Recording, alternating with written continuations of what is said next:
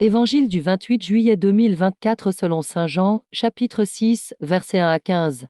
En ce temps-là, Jésus passa de l'autre côté de la mer de Galilée, le lac de Tibériade. Une grande foule le suivait, parce qu'elle avait vu les signes qu'il accomplissait sur les malades.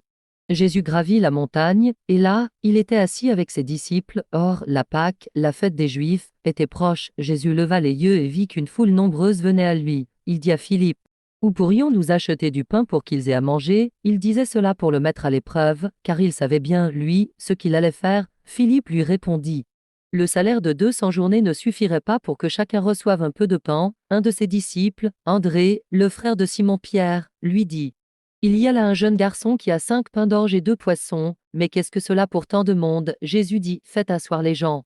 Il y avait beaucoup d'herbe à cet endroit. Ils s'assirent donc, au nombre d'environ 5000 hommes. Alors Jésus prit les pains, et, après avoir rendu grâce, les leur distribua. Il leur donna aussi du poisson, autant qu'il en voulait.